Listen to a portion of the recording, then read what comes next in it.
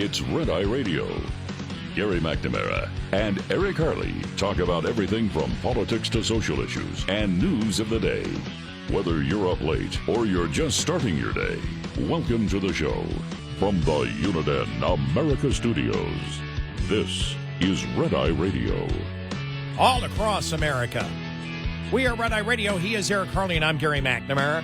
All right, let's put our political hats on. Okay. Right? Just our political hats on as political analysts. All right. Okay. All right? Okay. All right. Where are we right now? Yeah. You know, we saw yesterday. I haven't even looked at you looked at the Dow futures yet, or the Yeah. Are they negative, positive? Positive. In fact, up 666. Oh, okay. Right now on the Dow. 666. 663.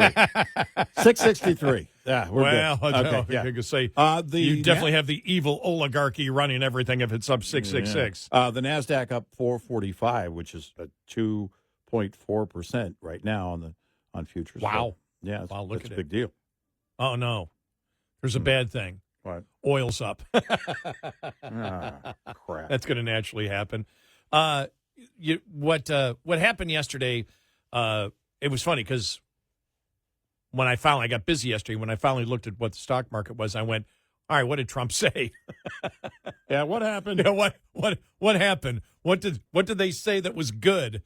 And we had talked about the day before when he called Jerome Powell a loser, and the past couple of days was talking about the fact that if I told him to leave, he'd leave, whatever. And the markets just went, when he said that Monday, it just boom, went down another 500 points. And then you had the Treasury Secretary. When you look at where we are right now, set the table for where the Democrats and Republicans are. Where the Republicans are right now is the fact that the only weakness that I can see, a possible weakness, is where the economy or prices go. Now, that's still a big weakness because the American public is concerned about that the most.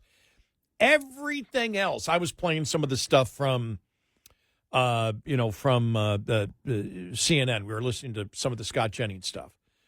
And they're talking about the 60 Minutes producer. That's big news. That's all inside the Beltway. The average American doesn't give a damn. Mm-hmm. They don't care about that. Yeah. You look at that. You look at where the Democrats have stood, for example, on the illegal immigration. They're getting killed on that. Absolutely just destroyed. That's going nowhere at all. Let me just see here. Hang on one second. I want to get to where I was before here. On the Great Britain and their radical transgender movement, which became something that they talked about.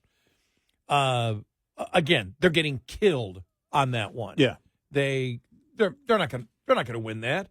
It's impossible. You see the Supreme Court hearing yesterday on the whole, which is still the whole radical transgender movement. They're getting killed on that. But the stuff that the media was talking about, yesterday, I mean, they're just completely obsessed with the whole thing of the 60 Minutes producer quitting.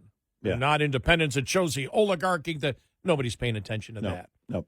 And they're trying to defend it. You and I were playing Abby Phillips, looking at, because they're like, well, the only reason that the polls are down on trust in the media is because you guys, the conservatives, have been bashing us. Well, of course you've got to say that because otherwise it's your performance. Right. And you can't admit that you screwed it up. Right. And the public believes what they believe, not because Republicans have pounded on it, but because they viewed it themselves. Right. That's why. Yeah.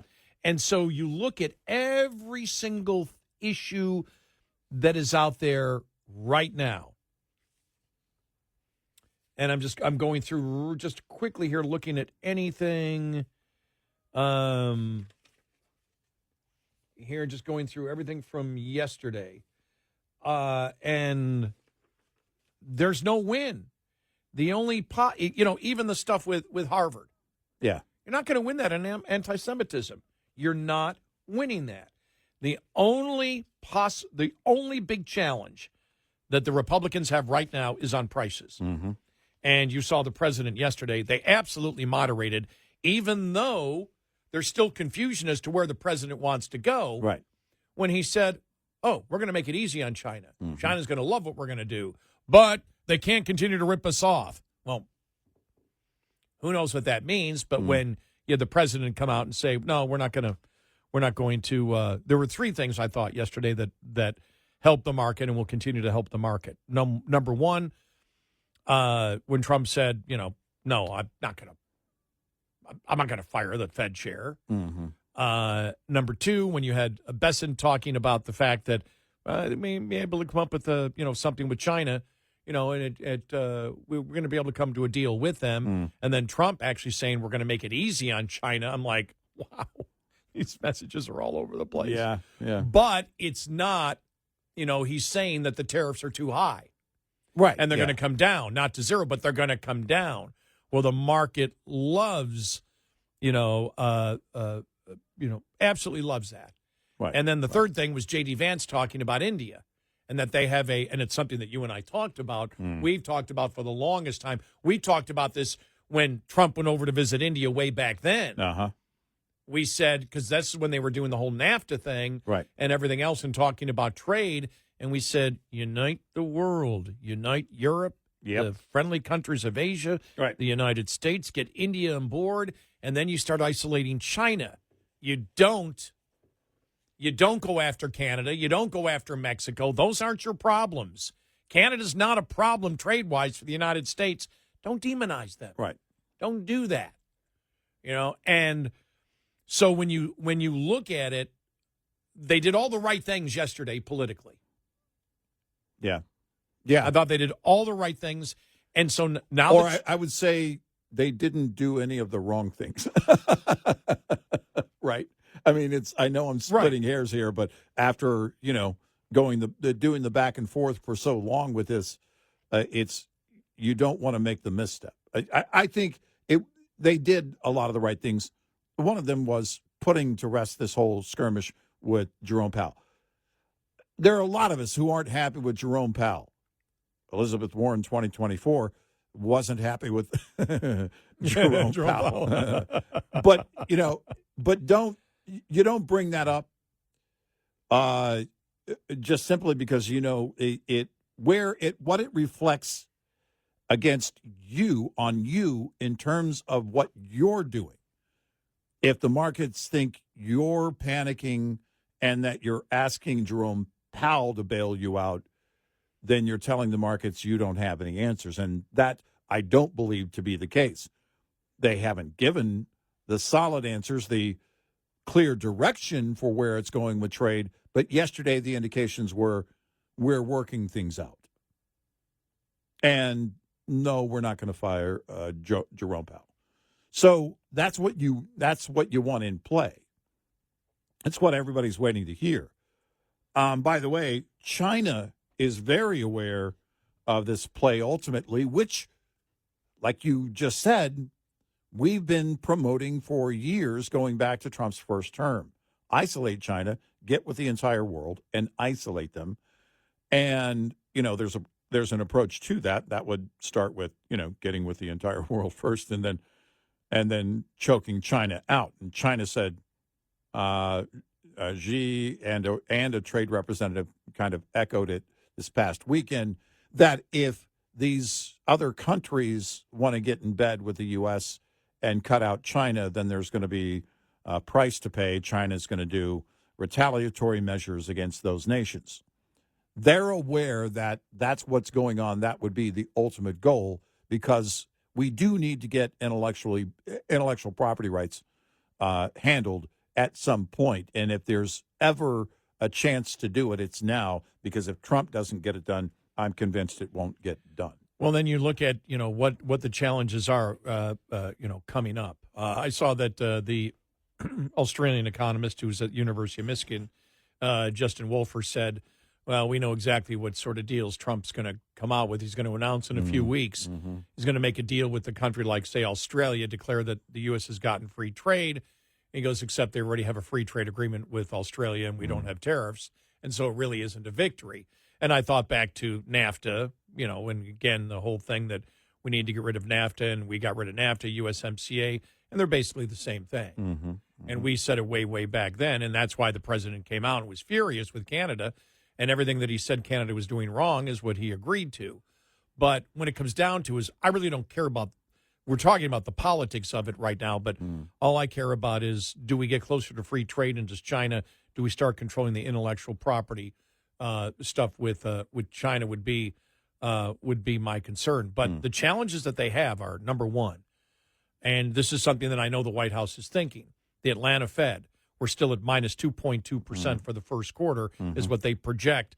The economy will be in negative growth for the first quarter.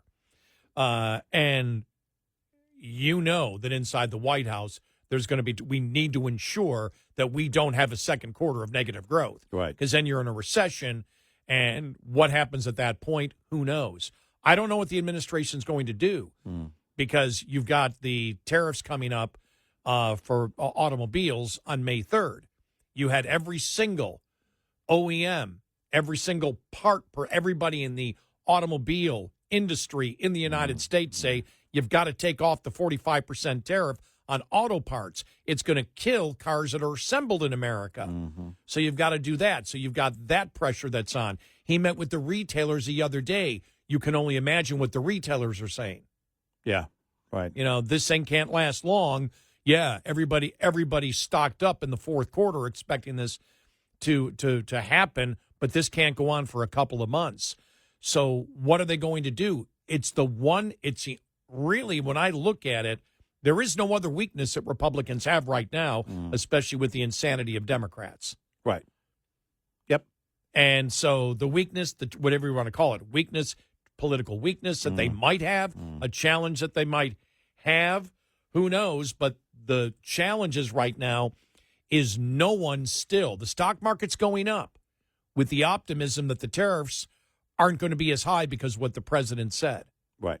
And that we may, be able to, we're pulling India more to our side, which is hopeful, and he's not going to fire Jerome Powell. Those are the things that skyrocketing the market. Wow. You said if they get let's say they get all the deals done next week, you said the stock market could hit 50,000 in a day. I mean, you could see it. If the market believes that a permanent deal is on the way and they hit a pause, right? That's what the market is waiting for. Like you said, a permanent deal is going to take some real time, especially with China. And that's going to take some real time. It may not come together, over the next year. Who knows? USMCA took a great deal of time. But if the market believes a deal is in the works and that both nations are going to continue doing what we've done and that there's a pause on the big tariff thing, you could see it going from where it is now. Right now, Dow futures are up, and it's at just over 40,000. You could see 50,000 in a day if again investors truly believed that it was going. Certainly, within a few weeks, you could see it back above where it was when all this started. The NASDAQ is going to have to come back. I think there's other concerns there with tech companies.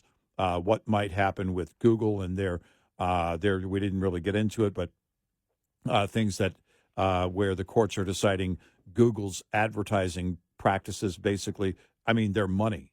It is their money, and YouTube and everything else isn't fair. It's a monopoly. Blah blah blah blah blah blah blah. There's other concerns on the NASDAQ front, but that also includes other technology looking at investing in the U.S. It's not just NVIDIA.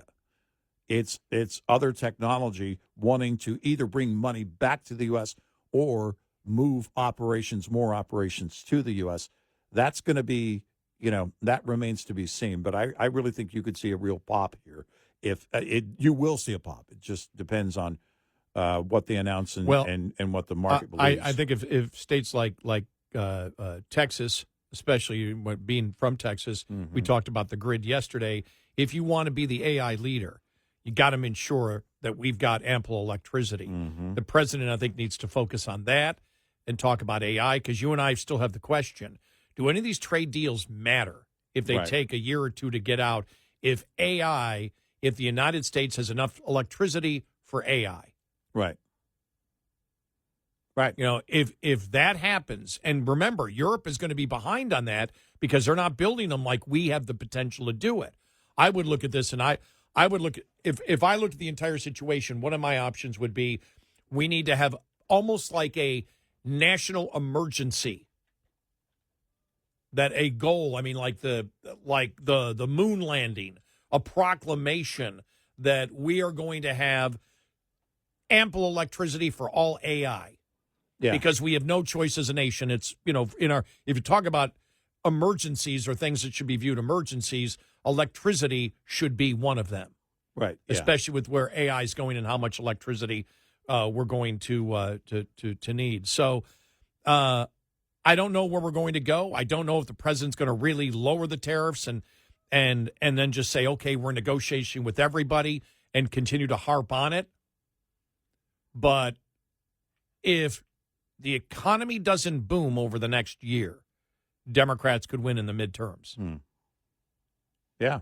That's the political reality. How you get there, I don't know, because there's still great confusion from the markets as to what the president actually wants in any free trade agreement. We don't know what he wants.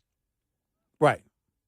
Yeah, that's one of the great questions. So it may settle over the next couple of days, but if nothing's done and you get negative growth next week, if you get minus 2%, what happens to the stock market at that point? Right. And if the tariffs go in effect, now will he pull the May 3rd ones? Will he back off on them? I wonder, this is why I say over the next week, because the GDP numbers next week are going to be a big mover. They know that, and if they believe the GDP now numbers right now at negative 2.2, but if it's anywhere in that range, then they're going to want to hedge against that. So we'll see if they announce a pause in the next because week. the GDP would be what, Friday? It would be the 30th, a week from today. Oh, okay. Yeah. Then it would be Wednesday, and then Saturday is the 3rd. Yeah. When the tariffs are supposed to go into effect. Right. One might affect the other. 866-90 Red Eye. This morning's USDA Farm Report is brought to you by Howes Products.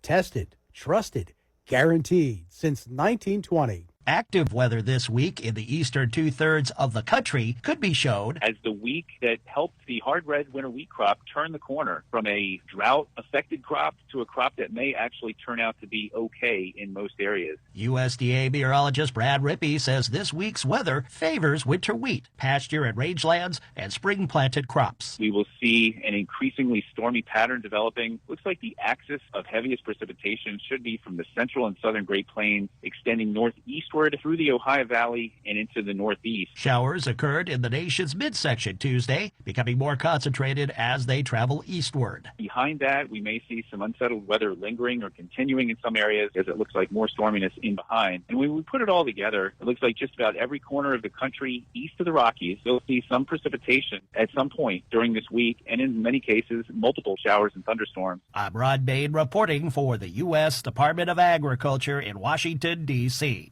This report brought to you by Cenex Fuels and Lubes. Lines open for your calls. 866-90 Red Eye on Red Eye Radio.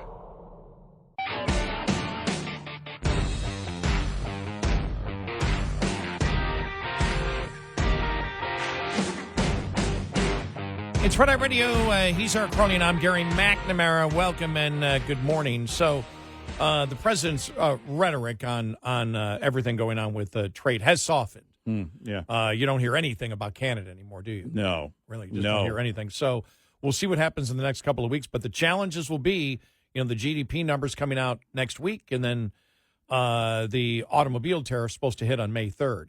And they said the vast majority of the automobile industry write a letter to him.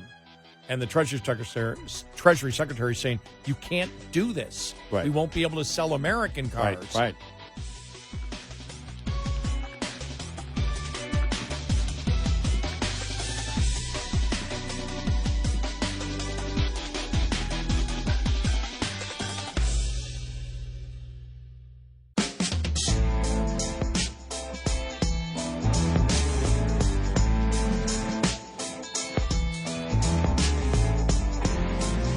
You're listening to Red Eye Radio from the Uniden America Studios. And he is Eric Harley, and I'm Gary McNamara. Welcome and good morning. Thank you for being here this morning. All right, so here you go for California. All right. Are you ready? I'm ready. Harris tops the poll for California governor. Okay. All right. This from RealClearPolling.com. After her failed 2024 presidential run, former Vice President Kamala Harris has not ruled out running for governor of California, while her near universal name recognition makes her the current frontrunner. The latest poll indicates there is still room for another candidate to gain ground. The poll conducted by Hill Emerson from April 12th to April 14th found that for the June 2026 primary, Harris is currently leading a slate of hypothetical candidates with 51%. However, voters were evenly split on whether she should run for governor, with 50% saying she should and 50% saying she should not. Among Democrats, 75% said she should run. Independents, 64.5% said she should not. Even 24.4% of voters who voted for Harris in the 2024 presidential election said they do not want her to run for governor. The next closest contender was former Representative Katie Porter of Orange County, who ran for U.S. Senate in 2024, but finished third in the primary behind Adam Schiff and Steve Garvey. Porter, who announced in March that she would run for governor, trailed Harris with just 8% of the vote. Republican Riverside County Sheriff Chad Bianco was next, receiving 4% of the poll. The largest share of respondents, 39%, said that they were undecided. All right, what about Gavin Newsom? Where's Newsom? Where's Newsom? Where's Newsom? Yeah, did we miss something? Is he not in the poll? Oh, wait a minute. I'm sorry. Oh. I'm sorry. I'm sorry. I'm thinking of president. I'm sorry. Let me hit myself in the face. He can't run again. He's term limited. Okay, so Yeah, okay. for some reason I was thinking of president. Yeah. So Okay. now there is another Republican who announced he's going to run, and it's Fox News contributor, British American political commentator Steve Hilton. Yeah. And he announced he's running. He was, I guess, an aide to former British Prime Minister David Cameron back in 2010 to 2012, an American citizen now. And he spoke yesterday. I think he announced 2 days ago he's going to run. All right, here he is. Let me tell you, leading the greatest state in the greatest nation on earth is not some consolation prize to be handed out to a failed and rejected machine politician from Washington who can barely string a coherent sentence together and who thinks she should get this job because of her identity, not her ability. That'll be interesting. I heard a crowd in the background. Yeah. You know, that was because you and I've always said when I first saw the video without the sound, I went, there's nobody behind him. There's like a river behind him. Yeah, right. And I'm like, okay, no, you need people. You got to have plenty of people. You and I've always talked about how when somebody runs for president, and this goes back, I don't even know, it might even go back as far as probably 2008. And there was a bunch of different candidates, and we were like, you're announcing you're running for president on a street corner with 10 people. No. No. Find an auditorium that just fits 500 people. Yeah. It's all you need. 500 people. Right. Have balloons and lasers and everything else.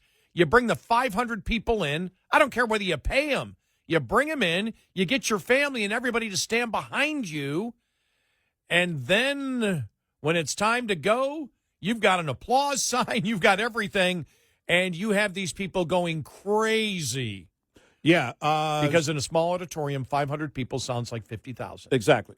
And, if you do have a small group, get them all on stage behind you. If you got a larger group, get some people behind you on stage. You want to make it look like a crowd. Steve Hilton on his X page posted along with, he was there in Huntington Beach. And Chef Gruel, the conservative, also on Fox News on occasion, owns a restaurant there in the Huntington Beach area, is now on the city council, by the way, filling a vacancy there. But he was there yesterday, and Steve Hilton posted over 2,000 people in Huntington Beach today on his X page. And there's a photo, so it looks like there's a pretty good crowd. So yeah, you can hear them. Day. It was out. Yeah, it was outdoors. Yeah. Beautiful day. So yeah. Look, Steve Hilton knows he's got an uphill battle as a Republican, but in fighting the fight, you've got to over and over look, and he brings up identity politics. Oh, my gosh, if there's a state that is probably, I don't know, could be the birthplace, but certainly is the home and embraces identity politics, it's California. Quite unfortunately for Steve Hilton. But also, this is a good time to get the fight in, while you can, and we'll see where it goes. I wish him all the best. I hope he does very well. Look, I hope he wins, but again, Kamala's used to being anointed. Annoying? I was going to say, to be clear, I didn't say annoying. I said anointed. Oh, okay. Yeah. She's used to, one day not being invited to the prom and the next day being the prom queen. So that's that expectation. And also being from California, she's won a couple of elections there already. And she believes, all right, look, I'm the one. It's my time, whatever. And it wouldn't shock me. But it's not going to, the thing is whichever Democrat wins, sorry, Steve Hilton, but whichever Democrat wins, it's going to be the same radical policies in California over and over again that drive people away from California, drive industry away from California. If Kamala Harris were to become governor, she would do the same thing that Gavin Newsom is doing, more of the same, and maybe even more radical. Well, Steve Hilton apparently lost a lot of support from Republicans when he said yesterday, leading the greatest state. Yeah. At that point, a lot of Republicans said, what? You're running Texas? Yeah. Are you running in Texas? Florida? Yeah. I'm kidding. Yeah. We all know you have. We all know you have to do it. No, California is a great state. It's a great state. And by the way, that's also a great choice. In Huntington Beach, great choice. It's I think having Andrew Gruel there, Chef Gruel, has been a strong conservative voice. Now with a seat on the city council there locally, maybe he can be a bigger voice there locally. But the fact of the matter is that, in that state, the makeup is likely not going to change. I'll say this. After her botched run for president, it's a different California, or I'll ask the question, is it a different California in terms of her base? The Democrats, are they looking at her? I mean, I know what's showing in the polls, but can she really pull it off in a big way, whereas she could before, after being senator and everything else? But the botched run in 2024 was just embarrassing. And when it comes down to it, is she going to have that kind of support that she might not have, or that she might not have been a problem again before her botched run. Does that change anything? I guess we'll see. I don't know. Well, I think it does. She's a horrible candidate, and I'm telling you right now, a ton of Democrats don't like her. The fact that it's 50-50, 50 want to run, 50 don't, is huge, and the fact that you've got 25% of Democrats that voted for her in 2024 in California that don't want her to run, those are huge numbers. Those are huge numbers to start out a long time before. You know, and one thing I just said this, and we want California to succeed. We want every state in the union. This isn't a thing of, we want Republicans to run California and run it into the ground. You know, California is such a great state with an incredible history and so much incredible potential that it's losing because of the decisions that have been made by insane liberals. Yeah. And I know so many great people in California, and the history of California to this nation is mind-boggling. Yeah. And I want them to succeed. I want a great competition of states that want to improve the quality of life for all of their citizens and want to be the best in business, industry, tech, education, everything. I want that competition to exist. Yep. I want, the federalism. I want California to maximize their potential, just like I wanted from Texas, which is why yesterday we severely criticized, the grid and the problems still in the grid in the state of Texas, to point out that it doesn't matter. We don't give a damn whether your label is Republican or Democrat. What we care about is what your behavior is and what do you do to make a state better. And too many Republicans got on board the whole renewable energy and the free money from the federal government, and we're willing to go along with it in the state of Texas. To now you look at it, and a number of articles just written here lately going, it still isn't enough because the grid, because of so much solar and wind and the embracing of it, and the government, the federal government mandates, and the fact that we've got a ton of hills and a lot of wind. Yeah, right. Is what brought us to the state, but the state didn't say, no, we're not going to do it. Right. They didn't fight it hard enough. Right.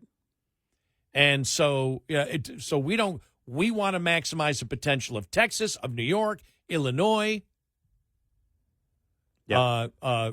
Greenland, Canada. Yep. I had to do that, right? Maybe some other nations that will be 53rd, 54th states soon. Guam, if it doesn't tip over. Oh, I'm sorry. It's already a territory. Yeah. Oh, yeah. They're already in. Well, we'll make them in again. We'll do it over, and this time we'll do it right. Well, we can just turn it upside down, and that part of the upside down part can become the new territory. Well, I'm telling you, I was almost born on Guam. My mom was all but I was 6 weeks before my due date, and she flew to the States. My dad was being transferred to Omaha, Offutt Air Force Base. If I had been born on Guam with my huge head, it might have tipped over. It might have tipped over. 866-90-RED-EYE. Get in touch with Red Eye Radio, toll free at 866-90-RED-EYE.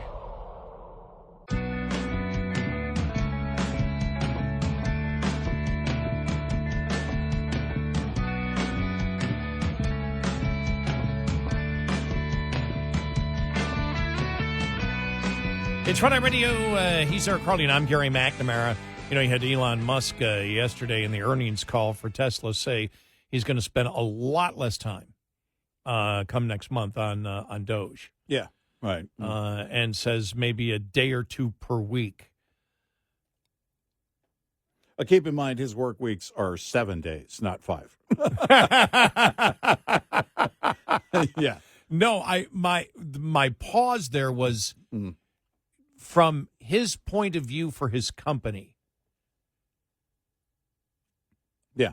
I'd want to get out totally. Out of Doge? Yeah. Yeah, because earnings were down 71%. 71%. Yeah. It was, it's got to be of great concern. You want to not that you don't hand that, it, but you hand it off to somebody who's extremely competent. Yeah. But I'm looking at this going, how far can you let it fall? Yeah. Now, here's the other side of it, though.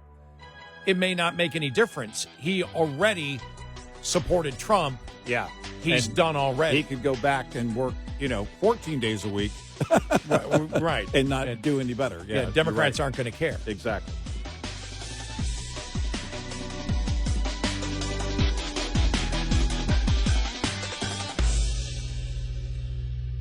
This is Red Eye Radio on Westwood One.